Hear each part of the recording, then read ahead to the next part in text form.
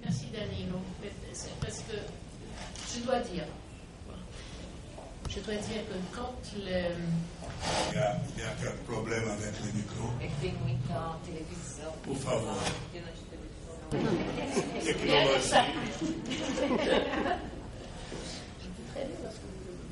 Non, là quand même, ça va.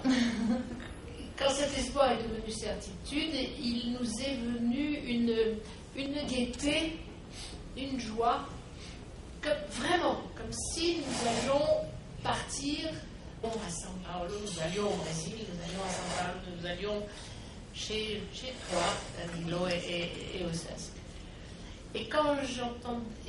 Alors ça a à voir évidemment, plus que de la gentillesse, je dirais, ça a à voir avec la tendresse avec laquelle nous sommes, avec ce que tu viens de dire. C'est-à-dire, il y a comme ça, en France, au Brésil, partout dans le monde, des gens qui sont suffisamment... Passou de esperança para tornar-se uma realidade, uma certeza. Nos veio uma alegria, uma felicidade, como se partíssemos de férias na casa de amigos queridos, como um grito de felicidade, né, que nós demos, porque nós íamos para o Brasil, na casa do Danilo, no SESC.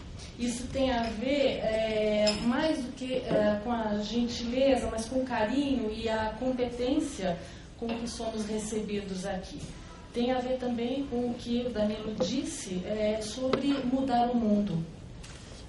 Et donc je dis, c'est quand une troupe aussi fragile que le Théâtre du Soleil, même si le Théâtre du Soleil est une troupe solide et qui a quelques années maintenant, mais c'est quand même très fragile, quand une troupe est comme ça reçue et aidée, soutenue par une organisation aussi puissante que le CESC, mais qu'on y lit le même rêve, on voit bien quand même que même dans ce bâtiment, cette institution, c'est pas de l'espoir, c'est-à-dire un combat permanent. Donc voilà, donc j'écoutais ce monsieur si expérimenté, au pot de jeunes fous, un peu comme nous les tenons, crise morale, politico-morale ou moralo-politique, ou très grave, où je vis, moi, jour après jour, ça fait vraiment du dégât. Donc, je suis un peu désordonnée dans mes propos, mais d'organisation comme le CESC, dont l'objectif, justement, est d'une certaine façon si moral, politiquement, et mas ao mesmo tempo frágil por ser uma trupe. Ela é apoiada por uma instituição tão importante como o SESC. E aí, esse constantemente um mau exemplo. É muito importante saber que existe uma instituição com um propósito tão sério. Vous avez bien assumé là. Vous avez beaucoup assumé. Je vais faire des gênes courtes parce que il faut. J'étais fidèle quand même. Mais je vais être un peu plus bien, mais est-ce que nous nous sommes fait notre déclaration d'amour réciproque? Que ela compreende português. Então, se vocês fizerem a pergunta pausadamente, ela gostaria de se falar. Quem está ali? E o Théâtre du Soleil assume isso como uma missão de passar esses valores perdidos com o tempo. Moi, je pense toujours que liberté, égalité, fraternité, c'est un programme. Voilà, c'est un programme. C'est d'ailleurs comme beaucoup de devises, mais c'est un programme, c'est un projet. Et un jour, je lisais un commentaire, malheureusement, je ne peux pas vous dire de qui, parce que je ne sais pas de qui, mais je l'ai complètement accepté. C'était la liberté comme base, l'égalité comme moyen, la fraternité comme but. Et donc, il ne règne nulle part ce trio. Ce trio ne règne nulle part. Il y a des moments où on oublie l'un ou l'autre, ou les trois, ou les deux. Mais c'est le plus beau programme politique qu'on puisse se donner. Quelquefois, en France, on dit qu'il faudrait rajouter laïcité. Mais, bon, peut-être c'est déjà contenu dans l'égalité. Oui, pardon. D'accord. Bom, eu penso sempre que liberdade, igualdade, fraternidade é programa, como muitas outras legendas ou divisas que a gente possa ouvir. Eu li comentário, não lembro exatamente, mas eu aceitei completamente. Liberté é a base, égalité seria o meio e fraternité a fidelidade. Non, la liberté, la fraternité comme but. But, finalidade. Ah, mais but. Oui, objetivo. Objectif, d'accord. Il n'y a pas le but. Bom, tu tem confiança? Oui. Ele não reina em lugar nenhum ao mesmo tempo. Ora, nós temos um ou outro, mas é o mais belo programa que possa existir. Dizem na França também que nós deveríamos associar a laicidade a esse programa. Donc, je pense que évidemment, si on se moque de cette devise parce qu'elle n'est pas réalisée, je pense qu'il y a de la mauvaise foi. Bien sûr qu'elle n'est pas réalisée. Ça ne veut pas dire qu'elle n'est pas réalisable. Comme beaucoup d'utopies d'ailleurs. L'utopie n'est pas l'irréalisable. L'utopie est le encore non réalisé. Bom, se rimos disso porque ela ainda não se realizou, não quer dizer que ela não é realizável. É como a utopia, é algo que ainda não foi realizado.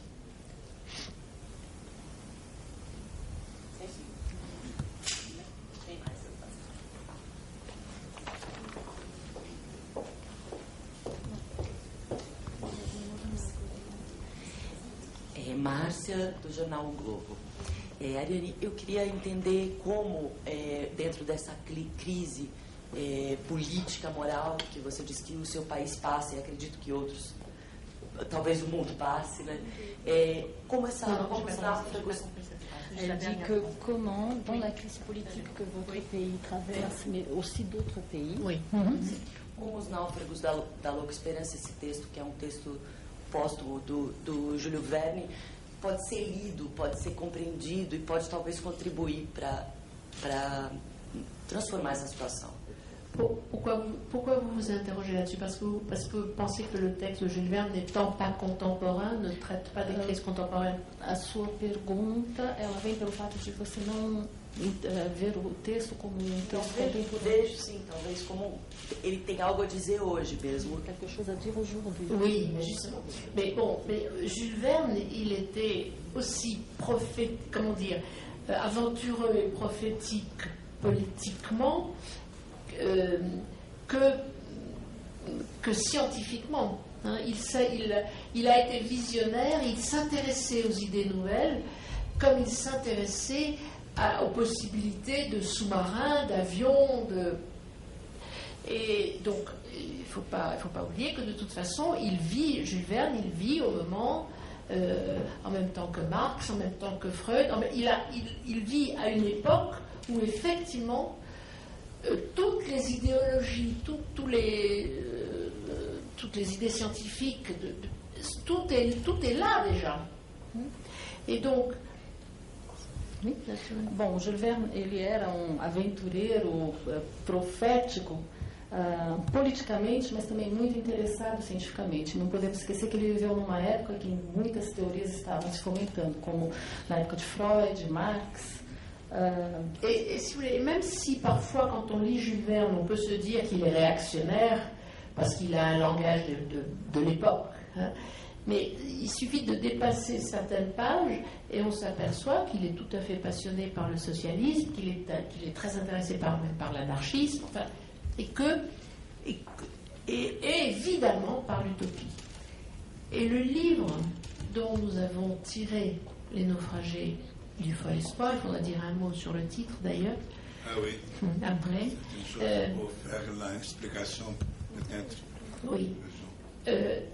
En fait, c'est un livre non terminé, enfin, c'est un livre posthume, il ne l'avait pas terminé quand il est mort, qui s'appelle En Magellanie, et qui est exactement ça. C'est l'idée, c'est l'utopie totale, c'est-à-dire une île déserte, un naufrage d'un bateau sur lequel sont des penseurs, des anarchistes, des socialistes et des bandits.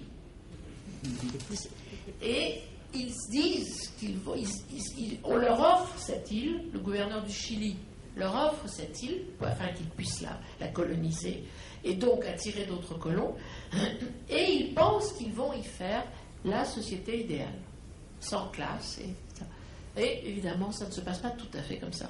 Donc quand moi j'ai lu ce livre, cette fable était pour moi extrêmement contemporaine, au contraire. Hein. Donc, voilà. Et ça avait en plus le talent de conteur de Jules Verne, et c'était très, très...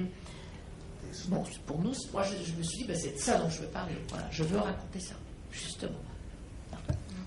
Bom, então, lê-se às vezes Jules Verne como reacionário, mas muito pela linguagem da época. Ultrapassando algumas páginas, a gente vê o interesse dele pelo socialismo, pela utopia, e nesse livro vemos o interesse dele por esses náufragos, né, desse barco levando socialistas, anarquistas, bandidos também, nesta ilha oferecida pelo governador, né, do Chile, onde eles pensam realizar um mundo diferente.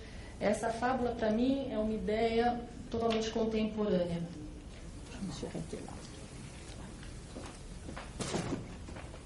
Há uma explicação importante quanto ao nome que ela fez uma menção aqui, que valeria a pena, quer dizer, na realidade é importante colocar isso com a maior clareza. O nome Louca Esperança é o nome do barco e do cabaré. Talvez o título mais adequado fosse Os Náufragos do Louca Esperança. Mas não houve esse aprofundamento na discussão, ou se houve não foi suficiente, de forma que o nome é da Louca Esperança. Mas a referência é ao barco e ao cabaré. Do Louca Esperança. Entre aspas. Né? Isso para poder compreender o que ela colocou aqui. Oi, meu nome é Gabriela. Eu queria te perguntar como a utopia, né, que esses imigrantes constroem e estão buscando, como ela também existe uma coincidência entre a utopia desses imigrantes e a própria utopia do grupo. E eu queria saber se isso foi intencional desde o início e de que forma... Oui, mais bien sûr, je pense qu'il y a effectivement, c'est comme les poupées russes, hein, l'utopie de l'histoire de la Magellanie qu'imagine Jules Verne. Nous y avons comme ça rajouté un autre contenant qui est l'équipe de cinéastes qui tourne ce film, avec autant de désir de changer le monde que les socialistes du roman de Jules Verne. Et comme par hasard, c'est nous, Théâtre du Soleil, qui racontons l'histoire d'un groupe de cinéastes qui tournent ce film juste quelques jours avant que la guerre de 14 éclate. Alors, quand vous dites c'était... Peut-être je vais répondre. Sim, é claro. É como as bonecas russas. A utopia da história da Magellânia, a utopia filmada pelo cineasta, é a história do Théâtre du Soleil contando a história da filmagem. Mais est-ce que c'était intentionnel?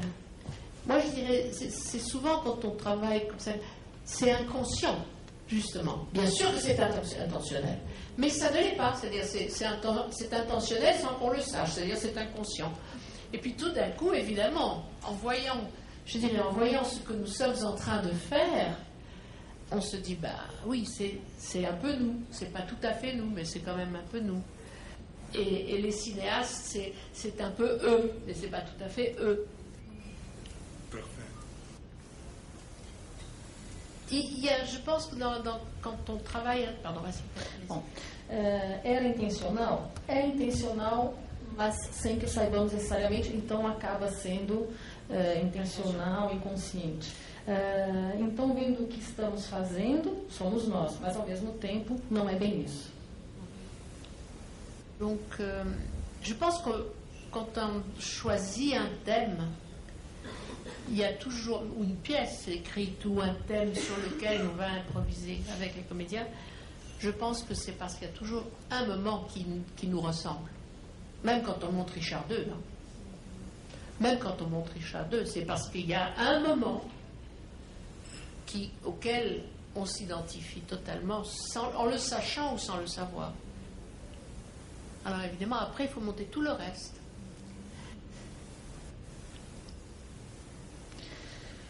Bom, quando escolhemos um tema ou uma peça que vamos improvisar, pelo menos um momento nos parece muito, mesmo quando se trata de Ricardo II.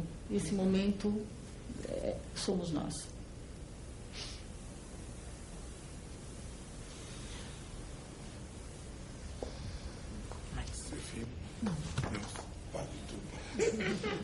Oi, eu sou Maria Eugênia. Eu queria te perguntar em que momento, e você falou um pouco dessa presença dessa trupe de cineastas que também são movidos por uma utopia, e você também localiza essa trama naquele momento próximo à Primeira Guerra. Eu queria saber como esses procedimentos, a entrada dessa trupe de cineastas...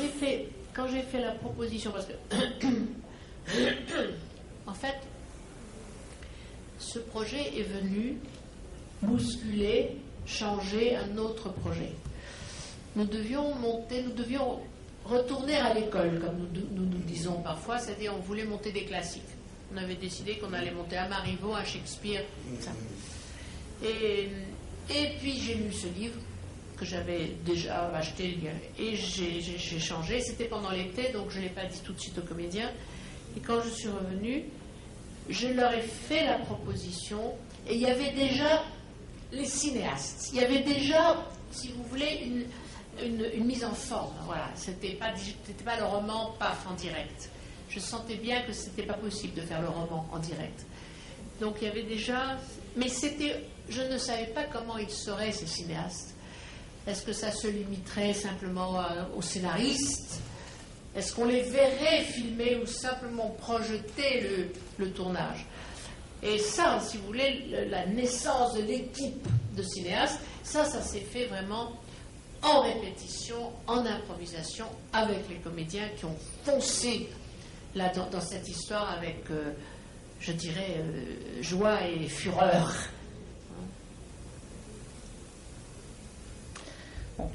Este projeto veio modificar um outro projeto que já estava em andamento. Nós pensávamos em retornar à escola, como dizemos, isto é, ensinar clássicos, quando eu encontrei este livro.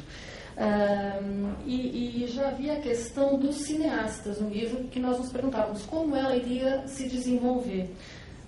Não era possível adaptar diretamente e ela foi tomando corpo maior numa criação junto com o grupo. Houve empenho do grupo na representação. Ce que je veux dire, c'est que moi j'ai dit voilà, je pense que ce serait beau que ce soit des cinéastes qui racontent cette histoire. Mais c'était pas plus que ça. Je n'ai pas dit plus que ça parce que je crois que je ne savais pas plus que ça. Eu dizia que seria interessante mostrar esses cineastas contando a história, mas era uma ideia que foi tomando corpo, porque eu não sabia se era somente isso. Et l'élaboration vraiment de toute la troupe de cinéastes, la façon dont cette troupe s'est formée, avec très politiquement, avec des amateurs, parce qu'ils étaient contre la maison Pathé, enfin, ils étaient politiquement très engagés. Enfin, notre troupe de cinéma est une troupe politiquement très engagée, donc ils travaillaient un peu comme certains groupes à l'époque d'ailleurs, hein, qui travaillaient avec des ouvriers, des chômeurs. Voilà. Donc là, ils travaillent, je ne vais pas tout vous raconter, mais ils travaillent avec des gens qui ne sont pas du tout des professionnels. Eux sont professionnels, mais les autres ne sont pas professionnels. Et donc, c'est toute cette matière-là qui a fait que les comédiens ont fait naître des personnages, ont fait naître des... Et on a commencé à travailler énormément sur l'époque, sur justement qu'est-ce que c'était les espoirs au début du 19e, parce que... Au début du 20e, pardon. Oui, pardon. Bom, e a elaboração dessa trupe, as ideias políticas muito engajadas, eu não vou contar tudo como aconteceu, mas toda essa matéria humana fez com que a trupe criasse personagens e desenvolvesse este aspecto da fábula, não é? E passasse para o teatro. Parce que je ne crois pas que nous nous rendions compte de la fracture qu'a été la guerre de 14. Je crois qu'on ne mesure pas, on ne mesure plus, ou peut-être n'a-t-on jamais mesuré à quel point la guerre de 14 a engendré le malheur. Enfin, alors que ce siècle, la fin du 19e, était promis au progrès. Voilà. Les gens croyaient au progrès, on croyait au progrès scientifique, on croyait au progrès social, on croyait, et tout était possible. Et la guerre de 14, qui a été le fait vraiment d'une poignée d'hommes sanguinaires et arrogants, enfin les rois et les tsars et les empereurs, eh bien, ça a cassé enfin, moi, en travaillant sur ce spectacle, je me suis rendu compte à quel point la guerre de 14 avait engendré le nazisme, le stalinisme, enfin, à quel point ça avait massacré le siècle. Nós não nos damos conta, não conseguimos dimensionar a que ponto a Guerra de 14 modificou o mundo tão negativamente no momento em que tanto se acreditava no progresso. Essa guerra, feita por um punhado de homens arrogantes e destrutivos, ela destruiu a esperança da época. E nós não nos damos conta disso, e montando essa peça foi que eu tive essa sensação.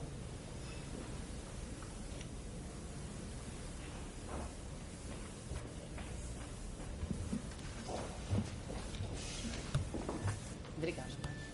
É Thaís do Vous posez des questions très sérieuses, hein? C'est bien, hein? C'est bien, c'est pas... Ariane, você veio em 2007 com Les Éphémères. Pardon, je m'excuse, je ne vous ai pas entendu.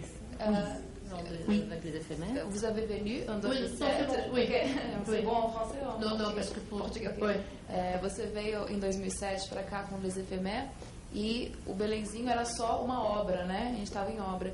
E eu queria saber agora a diferença do espaço, esse novo espaço Belenzinho, o que você achou? Alors, je me souviens d'une chose, c'est que nous étions sous une tente, hein, déjà, à l'époque. On était sous une tente qui était plus grande. Et je me souviens, il y avait le projet, donc, de construire tout ça. Et je disais à Dany Loger, oh, mais vous allez construire tout ça, et il ne va plus y avoir la place pour la tente. Et donc, j'avoue, je suis très heureuse que même si elle est un petit peu plus petite, il y a toujours la place pour la tente, et en plus il y a une piscine. Donc, donc oui.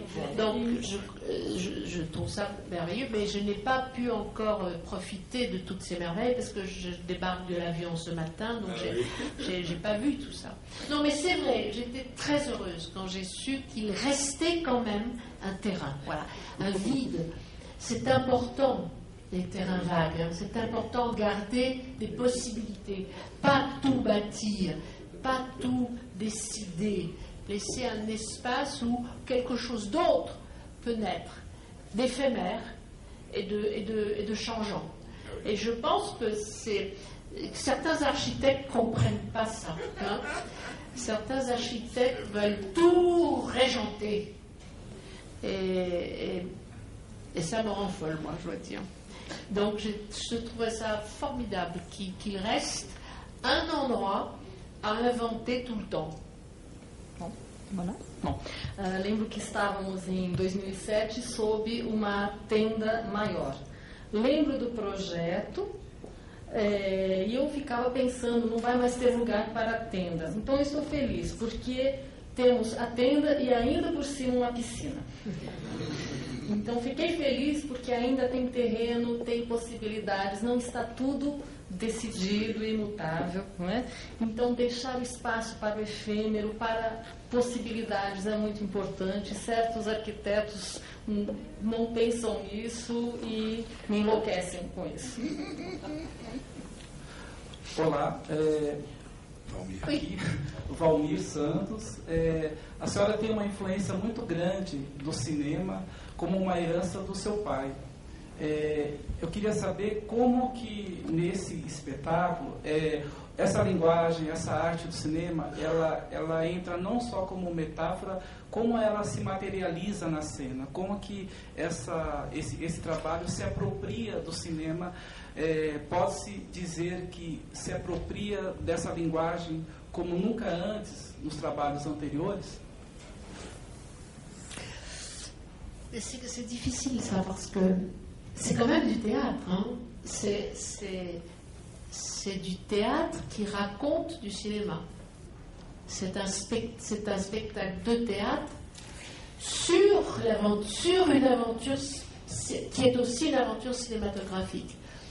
Mais ça n'est pas du cinéma. Peut-être parfois il y a une ambiguïté, c'est-à-dire c'est un hommage au cinéma, c'est peut-être une contemplation du cinéma, mais ça n'est pas du cinéma, c'est vraiment du théâtre. Tout le temps, il n'y a pas un moment, il n'y a pas une seconde de pellicule là-dedans. Il n'y a que du théâtre. Je trouve ça merveilleux, parce que c'est souvent que des gens nous disent « mais c'est du cinéma ». Mais non, c'est pas du cinéma, c'est du théâtre. Sauf que, par moments, ça... Voilà, donc j'ai du mal à répondre à cette question, sauf à vous répondre que, effectivement, mon père m'a emmené sur les plateaux de cinéma quand j'étais toute petite, que j'adore le cinéma, de toute façon. J'adore le cinéma, je vais beaucoup plus au cinéma qu'au théâtre. Et qu'il y a effectivement, de la part des acteurs et de moi-même, il y a comme ça un hommage au cinéma qui nous a formés. Parce que quand on vit au XXe siècle, on ne va pas dire, on est formé par le cinéma. Alors, c'est vrai que pour moi, il y a une tendresse comme ça sur mais c'est du théâtre, hein. Ce spectacle, c'est quand même vraiment du théâtre. Bom, é um pouco difícil, porque ainda é teatro que conta o cinema. Então, sobre uma aventura que também é relativa ao cinema, faz uma contemplação sobre o cinema, mas não há um segundo de filme, é só teatro. Às vezes as pessoas dizem, nossa, é maravilhoso, é cinema, mas não, é teatro. Então, é verdade, meu pai me levou aos estúdios, eu gosto de cinema, vou até mais a cinema do que a teatro. Somos no século XX formados pelo cinema, mas é teatro. Mais maintenant, ça devient du cinéma. Agora está se tornando cinema. Parce qu'on est en train de faire le film. Voilà. Maintenant, ce théâtre sur le cinéma devient un film. Esse teatro sobre o cinema está se transformando em filme. Et maintenant, ça devient vraiment du cinéma. Mais le spectacle que nous amenons ici, c'est du théâtre. Si ça n'était pas prétentieux, j'aurais envie de dire c'est du pur théâtre. Mais ce serait trop prétentieux, donc je ne le dirais pas. Se não fosse pretensioso, eu diria que é teatro puro. Eu queria fazer uma indagação no meio aí, desculpe, sobre essa questão que eu acho muito interessante. Les éphémères, pelo modo como é feito e pela maneira como a cena se distribui na visão da pessoa e circula, é como se fosse a câmera envolvendo cada cena. Esse já é um trabalho diferente, porque é sobre uma trupe de cinema, e é teatro, claro. Eu pergunto, Les éphémères talvez fosse mais cinema do que esse aqui, de alguma forma.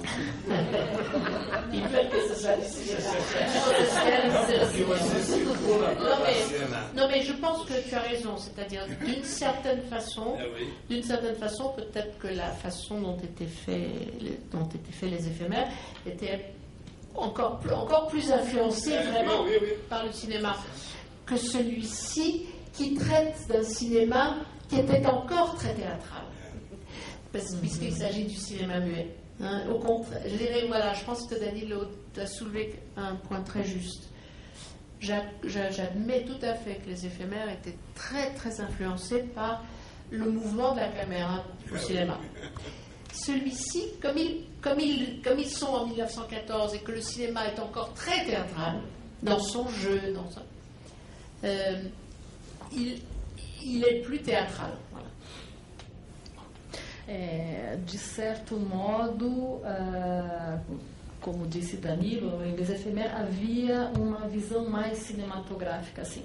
Mas nesta peça estamos em 1914 e o cinema ainda é tratado de forma muito teatral.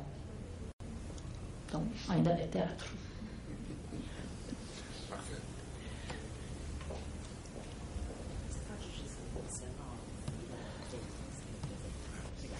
Bom dia, eu sou a Adriana, do Sesc TV. Eu queria perguntar o seguinte: a vinda do Teatro du Soleil aqui para o Brasil inclui, além da apresentação da peça em si, aliás, cuja venda de ingressos se esgotou em pouquíssimas horas aqui em São Paulo, encontro com o público e com atores, com estudantes de teatro. Queria entender por que razão o grupo escolhe fazer esse contato direto. É uma espécie de missão do grupo? Choisi. C'est une mission.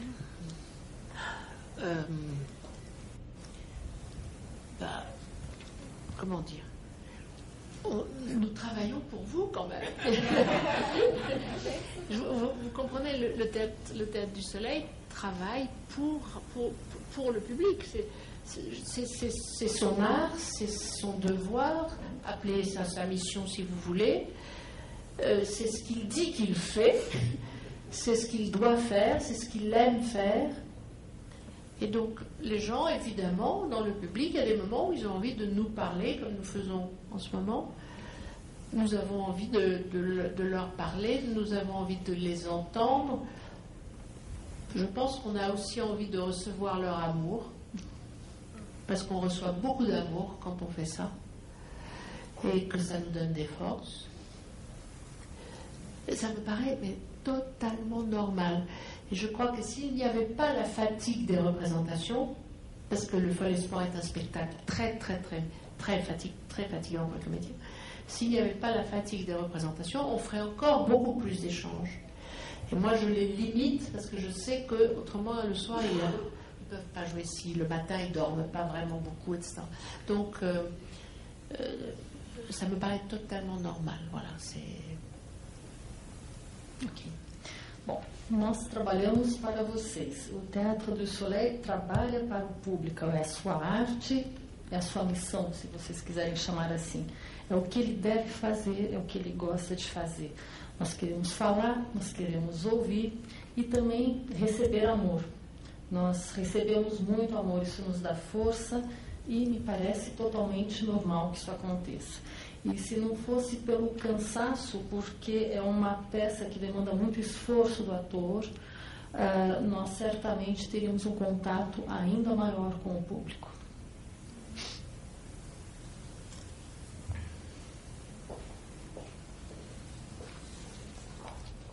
Muito bem. Mais alguém? Maria Eugênia. A senhora falou sobre o filme que está fazendo. Eu queria entender um pouco. A menção ao cinema está explícita dentro da peça. Mas por que a senhora achou que deveria fazer também um filme a partir disso? E a maneira de concebê-lo como é? Essa trupe também aparece nesse filme? É também um filme sobre uma trupe? Bien sûr.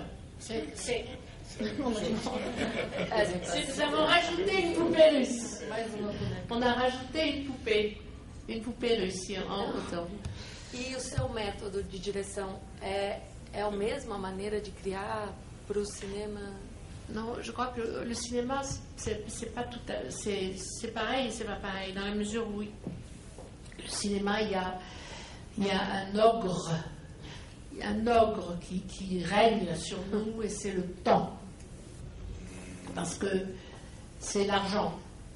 C'est-à-dire, au théâtre, on peut le soir se dire, bon, aujourd'hui la répétition n'était pas très bonne, je ne suis pas très contente, demain on revoit tout ça. Au cinéma, non. C'est inscrit sur le marbre de la pellicule, c'est inscrit. Donc c'est une méthode, donc il n'y a rien à faire. Il faut être plus directif, il faut choisir. Enfin, il y a moins de. C'est très collectif, mais pas de la même manière. C'est très collectif, mais pas de la même manière. Voilà. Alors maintenant, pourquoi on choisit de faire le film? Pas toujours. Par exemple, les éphémères. Moi, j'ai voulu que ce soit une captation pour qu'on voit le public, et je ne l'ai pas faite. Parce que je pensais que le public est un acteur essentiel des éphémères. Là, oui, j'ai accepté de faire le film, parce que je pense que ça peut devenir un très beau film. Mais pourquoi je vous dis ça, j'en sais rien. Vraiment, c'est un désir, il y a du désir. Et donc du mystère. S'il y a du désir, il y a du mystère. Oui, pardon. Bom, não é e ao mesmo tempo é igual. No cinema há um ogro que reina, que é o tempo, que é o dinheiro. No teatro podemos dizer que a cada vez, bom, hoje não foi muito bom, amanhã vamos rever isso tudo. No cinema não há como fazer isso, está inscrito no mármore, que é a película, que é o filme. Então, vous avez parlé des éphémères, je parlais aussi. Oui, j'ai dit, par contre, on n'a pas toujours fait un film avec le spectacle. Les éphémères, on a fait une captation, c'est-à-dire, on a e éphémère foi feito mesmo a captação em público, não foi? C'était pas un film. C'était parce que je voulais que le public soit présent. Porque eu gostaria que o público estivesse presente. Mais le reste, alors je disais, pourquoi on le fait parce qu'on a envie parce qu'on se dit ça va être beau ce film, et que c'est un désir un peu inexplicable et toujours mystérieux. Bom, agora fazer filme dessa peça é desejo inexplicável. Nós queremos fazê-lo, é inexplicável e misterioso.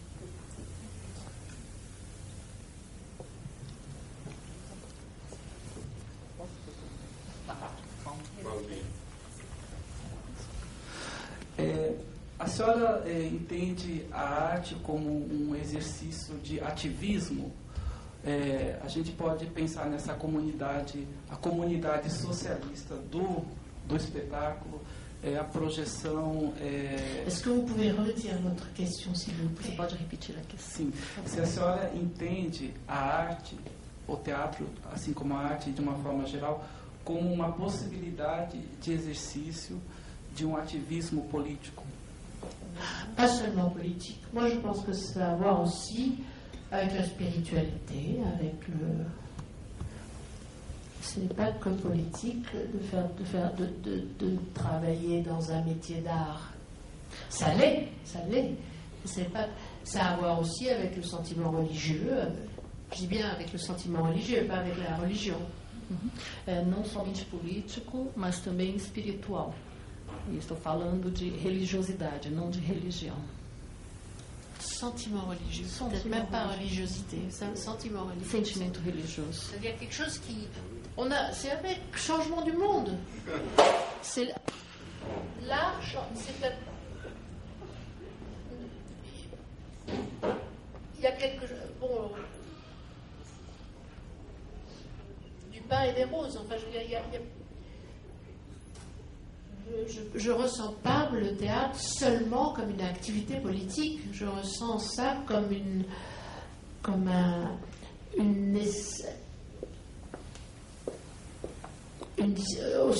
aussi comme une discipline humaine et sacrée. Eu não sinto somente como uma atividade política, mas como uma disciplina humana. E sacrée. E sagrada. Eu sou Vinícius Engels, da revista Extravaganza. Eu gostaria que você falasse alguma coisa sobre a importância da gastronomia aliada aos espetáculos. Mais ça, moi je pense avec la spiritualité. Tem a ver com a espiritualidade, acredito. C'est-à-dire que ça a à voir avec le lien, le liant, le tout. Tem a ver com o todo, com o que liga. Quand le public vient chez nous, il vient probablement d'ailleurs un peu comme ici, en ayant bravé des embouteillages. Quando o público chega, é um pouco como aqui, vencendo os engarrafamentos. Il sort du travail où ça n'a pas été agréable tous les jours. Sai do trabalho onde não foi agradável durante todo o dia. Bref, il arrive plein d'un monde tel qu'il est et pas forcément tel qu'il devrait être. Ele chega cheio de um mundo que é como ele é e não como ele deveria ser. Et moi, je pense que quand il arrive dans un théâtre, comme disait Meyerhold, c'est comme s'il devrait rentrer dans un palais des merveilles. Então, quando ele chega num teatro, como diria Meyerhold, ele deveria entrar no Palácio das Maravilhas. C'est-à-dire dans le monde tel qu'il devrait être. Ele deve entrar no mundo tal como ele deveria ser. Pendant 3 heures, pendant 4 heures, pendant 5 heures, il doit vivre ce qui pourrait être. Ele deve vir durante 3, 4, 5 horas, ele deve viver o que deveria ser o mundo. C'est-à-dire un endroit où ceux qui travaillent, font le mieux qu'ils peuvent. Um lugar onde aqueles que trabalham fazem o melhor que eles podem fazer. Où chacun fait à la place où il est le mieux qu'il peut. Onde cada faz onde ele está o melhor que ele pode. Pour eux, pour le public, pour eux. Para eles, para o público. Il y a une dimension de don. Uma dimensão de se doar, de doação. Et donc, c'est très gratifiant de faire plaisir. É muito gratificante dar prazer. C'est extraordinairement gratifiant. É extremamente gratificante. Donc, la gastronomie, c'est-à-dire la nourriture, c'est très important que quand le public vient chez nous, il sente que, bon, il n'est pas chez Bocuse, mais... Pourquoi pas? Pas vraiment, mais il est chez des gens qui respectent sa santé, ce qu'on lui sert, qui aime bien faire un plat simple, mais délicieux. Então, a gastronomia, o alimento, ok, não estamos num Paul Bocuse, mas o público está com pessoas que respeitam sua saúde, o que é servido, o que o alimenta. Et qui fait le mieux qu'il peut. Pode fazer da melhor maneira. Alors, est-ce que ça s'appelle gastronomie? Parce que je pense que gastronomie, c'est l'art de la cuisine aussi. Hein? Não sei se seria gastronomia, porque a gastronomia é a arte da culinária. Je ne dis pas que le simple repas que nous servons au public est de la gastronomie. Não digo que o alimento simples que servimos, as nossas refeições, sejam gastronomia. Mais c'est bien fait. Mas é muito bem feito. Parece coisa do Sesc, né? É isso mesmo. Vamos então, o Michel, que chegou agora. A Michelle. Sim. Depois a gente pode encerrar. A fé. Não petit peu, s'il vous plaît, monsieur. Le micro. Então, eu queria fazer uma pergunta para a Ariane e uma pergunta para o Danilo. A primeira pergunta para a Ariane eu não sei, desculpe se a senhora já respondeu sobre isso, mas eu gostaria de saber, assim, eu li no release que os náufragos, eles estão realizando, estão querendo fazer um filme para um lugar onde se encontre se difunda a liberdade, a igualdade e a fraternidade. E isso era um ideal da Revolução Francesa. Une seconde, on va... Oui, oui, oui. Il voulait faire une... Oui, oui. Isso é um ideal da Revolução Francesa que foi retratado naquele espetáculo 1789, se eu não me engano. E, na verdade, os ideais da Revolução Francesa, a burguesia, meio que não conseguiu atingir o ideal da Revolução. Alors, vous avez raté, vous n'étiez pas là au tout début du débat. Você não estava no início do debate. Parce qu'il y a une dame qui qui m'a posé la question sur la devise liberté, égalité, fraternité. Alguém que fez essa pergunta sobre a... Et moi, ce que j'ai répondu, c'est que c'était un programme. Eu respondi que era um programa. C'est un programme liberté, égalité, fraternité. Ce n'est pas un État. La liberté, l'égalité, la fraternité ne règnent vraiment nulle part encore. Peut-être si au sein de quelques heures, quelques jours, l'expérience est faite de ces moments-là de liberté, d'égalité et de fraternité. Mais sinon, c'est un programme. Mais je dois dire que moi, ce programme, je l'aime bien. Je trouve que c'est le meilleur des programmes. Et ce n'est pas parce qu'il n'est pas encore abouti qu'on peut le moquer. Il reste grandiose, ce programme. Et j'avais dit que quelqu'un avait fait un commentaire, et malheureusement, à chaque fois, je ne sais pas qui a fait ce commentaire, mais je le trouvais très juste. Il disait, nous devons considérer la liberté comme base, l'égalité comme moyen, la fraternité comme but. Voilà. Et la liberté comme base. Donc on n'en est même pas là. Mais c'est un programme. Okay. Posso? D'accord. Bom, ela já havia respondido a uma pergunta nesse sentido no início da coletiva. Então, liberdade, igualdade, fraternidade não reinem em nenhum lugar, talvez por algumas horas, mas é um programa. E não é porque ele não é realizado totalmente que podemos rir dele. Ele é um programa ainda não realizado, mas é um programa que eu gosto muito. Então, ela havia citado também algo que havia lido anteriormente, que a liberdade seria a base, igualdade seria o meio e a fraternidade seria o fim, o propósito, a finalidade. E agora pro Danilo. Eu uma vez, acho que em 2006, que eu entrevistei o senhor, que você falou assim que sempre o SESC ele promoveu uma atividade cultural pensando numa atividade educacional também, formativa. E eu queria saber se dentro disso casa completamente a proposta de, além da apresentação do espetáculo, essas oficinas, como está integrado?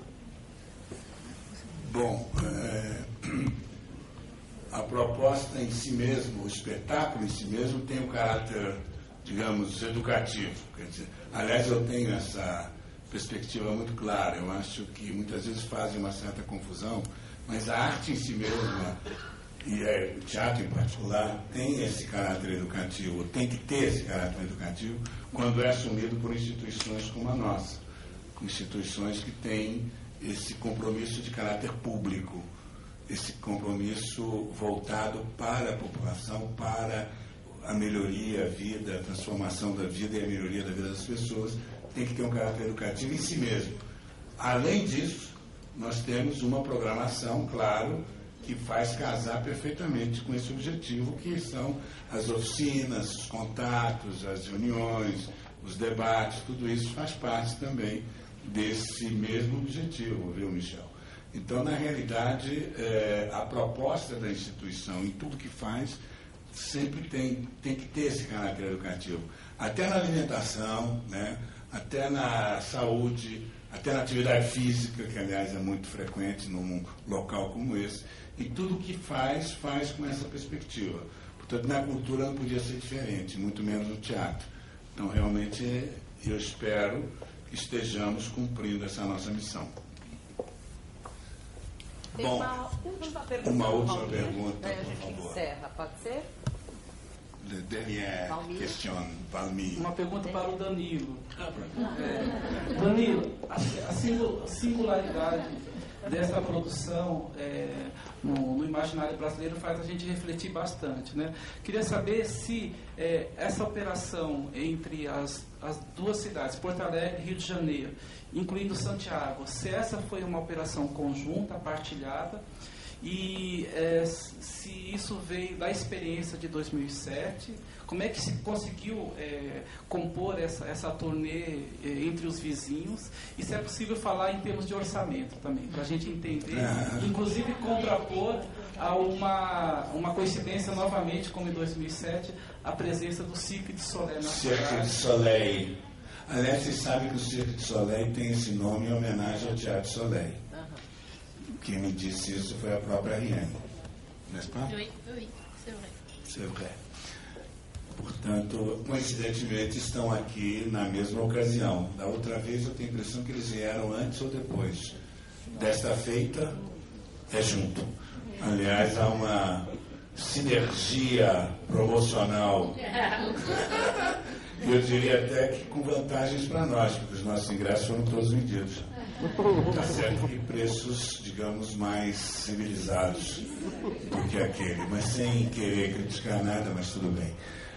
Na realidade, Valmir, é uma operação complexa, complicada realmente, que envolve instituições oficiais francesas, está aqui o consulado francês presente, o governo da Ile-de-France, várias instituições na França e várias instituições no Brasil e na América.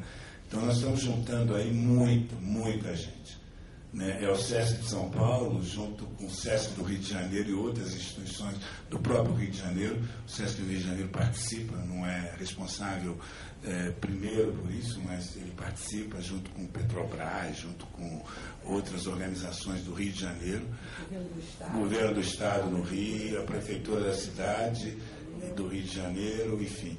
Aqui é o SESC, praticamente do ponto de vista do local, Brasil, São Paulo sozinho, Porto Alegre, a Prefeitura, o festival, Santiago, certamente também os órgãos todos que mantêm o Festival Santiago a Mil. Então, é uma operação muito complexa. Falar de orçamento é muito complicado. Por quê? Porque cada um entra com parte da sua infra, parte de recursos que vai buscar, parte de recursos que traz de fora. Então, falar orçamento seria absolutamente inadequado, eu diria, porque não cabe, não tem. Essa conta é muito complexa e muito difícil de ser feita. Claro, nós temos toda uma infraestrutura colocada aqui que não tem a ver propriamente com o Teatro Soleil, mas é uma coisa nossa para poder viabilizar. No caso do Rio de Janeiro, é num lugar que já existe. No caso de Porto Alegre, já existe. Então, sabe, cada um tem uma situação muito variada, né? Então, de fato, existe uma operação muito complexa, uma engenharia muito sofisticada, eu diria, e a experiência de 2007 serviu, já foi feita dessa maneira naquela ocasião, e desta feita, inclusive a própria transporte tem a colaboração da companhia aérea, TAM, enfim, os hotéis, existe uma negociação para que possam permitir um desconto maior, e eles participam, mas ao mesmo tempo recebem uma parte, pelo menos, substancial das diárias, enfim. É uma operação muito complexa, de fato, uma engenharia, que não tem nada a ver com business, não tem nada a ver com retorno financeiro, não tem nada a ver com a tentativa de obter. Não que isso seja ruim, seria ótimo que a gente obtivesse um retorno financeiro de tudo que nós fizemos. Mas não é o nosso objetivo, nem o Teatro Soleil, nem nosso. Então essa coincidência ajuda muito. E é o mesmo caso dos outros que estão promovendo no Rio, Porto Alegre e em Santiago.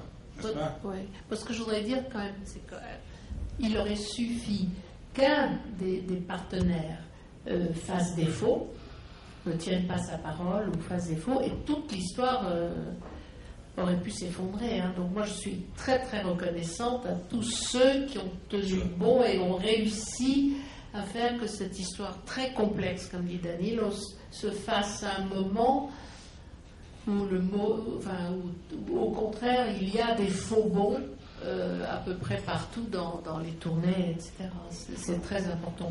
C'est très important. C'est beau.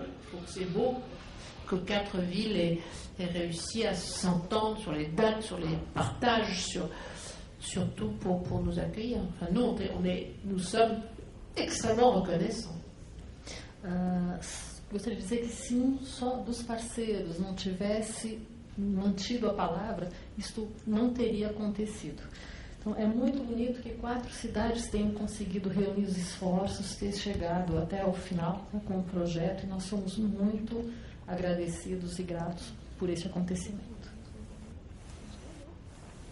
Nós estamos encerrando e convidamos a todos para visitar a tenda onde nós vamos iniciar a partir da próxima semana, dia 5, a apresentação até o dia 23 de outubro aqui em São Paulo.